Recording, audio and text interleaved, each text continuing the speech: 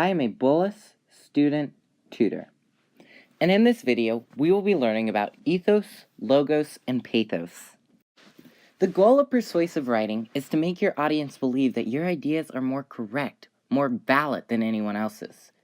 The Greek philosopher Aristotle divided these ways of persuasion and appeals into 3 categories: ethos, logos, and pathos.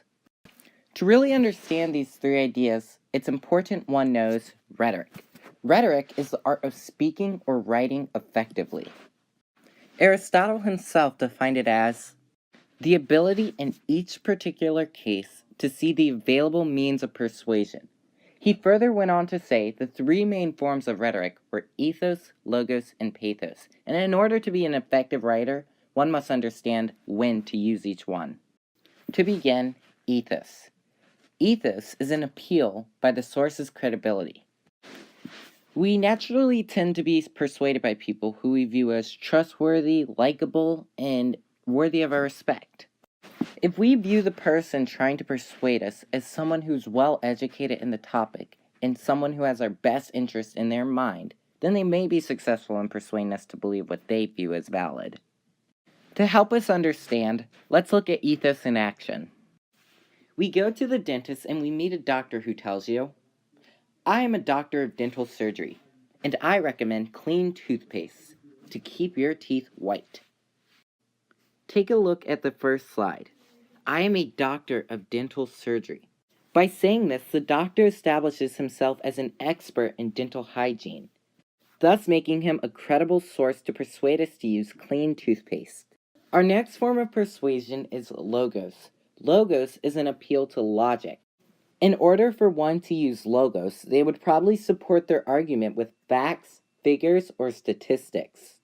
The public would pick apart the supporting evidence of the argument to really determine if it's logical for them to be persuaded by. Let's take a look of logos in action.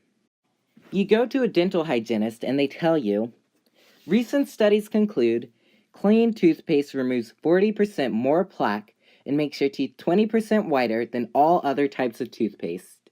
Take a look at the second and third slides of the storyboard. The argument is supported by facts.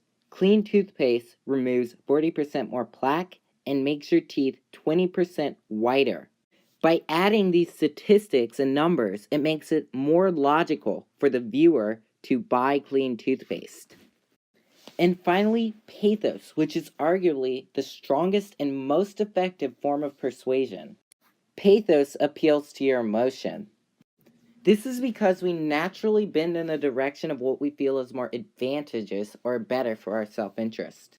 By making someone feel good, you're more likely to persuade them. Let's take a look at pathos in action. In this make-believe situation, a girl says, you can't be cool in high school without a white smile.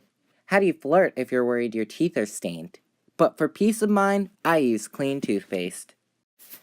Take a look at the first and last slide. The author associates clean toothpaste with coolness in high school. This, making people feel good about using clean toothpaste, is an effective mode of persuasion. Now, it's important to understand that pathos isn't always used in a positive light. Pathos can be used to evoke emotions of sadness or anger in hopes to persuade someone.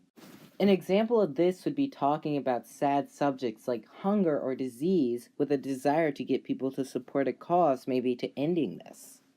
So it's really up to the context of the situation to know if pathos should be used in a positive or negative light. So there you have ethos, logos, and pathos.